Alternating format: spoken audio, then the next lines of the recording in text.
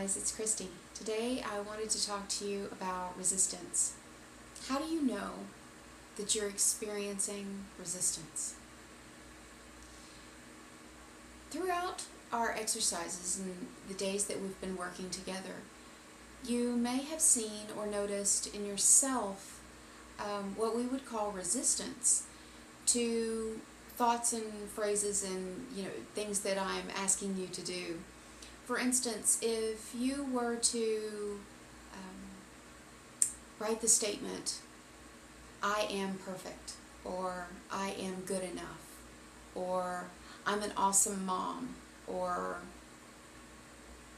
I'm an incredible wife, or whatever it is, I'm an incredible husband. I wouldn't say that about myself. I should get resistance to that one. But you know what I'm saying. You may have noticed thoughts, feelings, sensations that came up for you. You may have thought, well, that's not true, or that's 100% false, or you may have heard some expletives in your head like,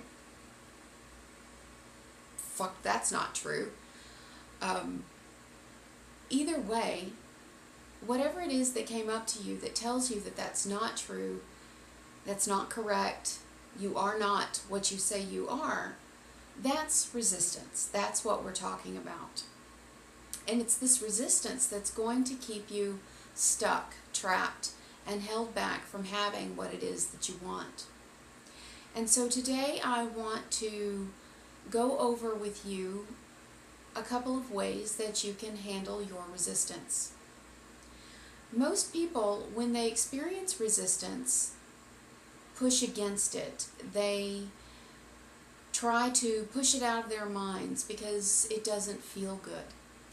As an example, if I say to myself, I am perfect, and the corresponding thoughts and feelings that come up with that are, no, I'm not perfect, I'm small, and I'm, I don't know, fat, or overweight, or stupid, or lazy, or whatever it is,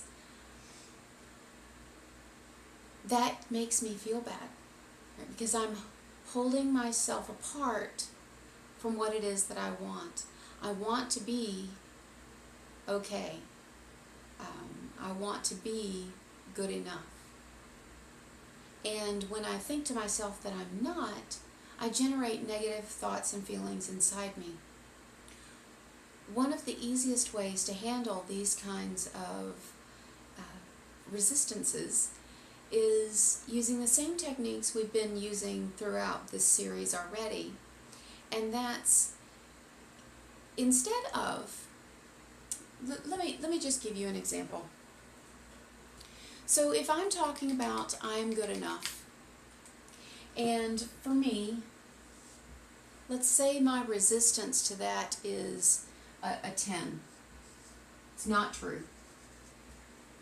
100%, spell true correctly. True, right? It's 100% not true. It's possible that I am good enough is just too far of a leap to be making. So what is the closest thought I can have to I am good enough that I don't have resistance to? I could say,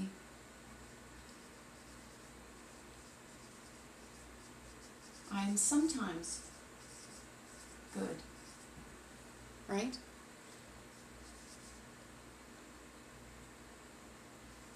I do good things.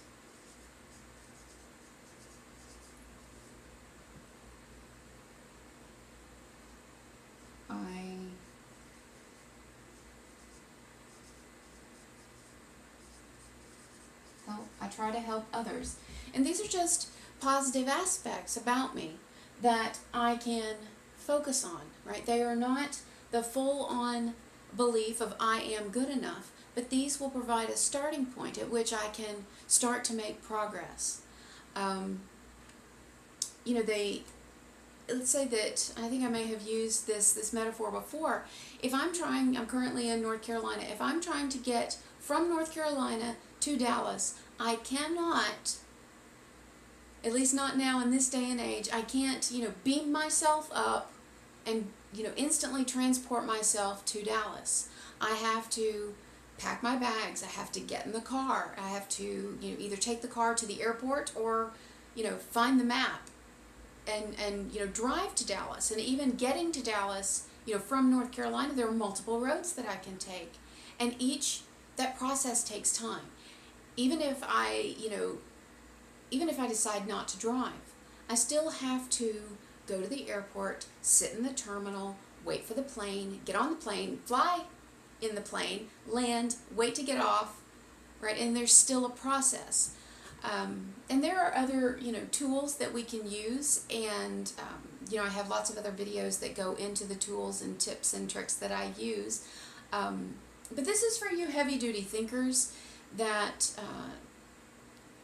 want to try and tackle your problems using your mind.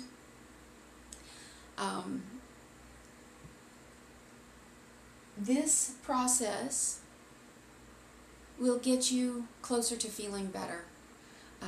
This is actually one of the ways that you can deal with resistance, when it shows up and you're in a place where you can't really, do any of the other tools.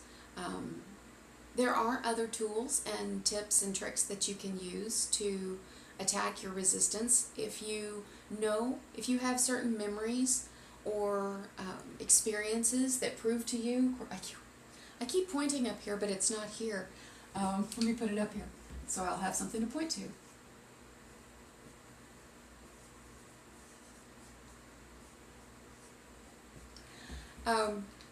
If you have certain experiences that show to you that you are not enough, there are examples where people have proven to you using tapping or NLP, which is, kind of what we're using here. You can go in and make changes to those memories and release that negativity and that belief that was installed in you at that event. That's actually what I do on a day-to-day basis with my clients. We use Faster EFT and NLP, some hypnosis, a little bit of Kung Fu, Jedi mind tricks to go in and release the negative emotions around these events that keep you feeling in this way, this I'm not enough way. So that, as you make your list of, I'm going to call them stepping stones, from where you are now to this I am enough belief that you're after, or I am perfect, or I am an awesome mom, or whatever it is, it's creating stepping stones. This idea here is creating stepping stones for you to get there. Because occasionally there are instances where you cannot get to there from here. This is I think a really good tool, and I use it a lot, especially if I'm by myself and don't want to get really deep into my memories and emotions. There are times when you can't just stop what you're doing and, sitting around a conference table, you can't go back to a memory you had of, when you were 5 and, I don't know, your parents said whatever they said. So, this is kind of a covert way that you can get yourself feeling better right here, right now, without actually diving deep into the memories and the causes. I do think that, going in and fixing the root cause is definitely the best method by which you'll receive long-term benefits and long-term change. Again, making these lists of positive feelings and positive things about yourself, or whatever event that you're thinking about, or whatever belief you're thinking about,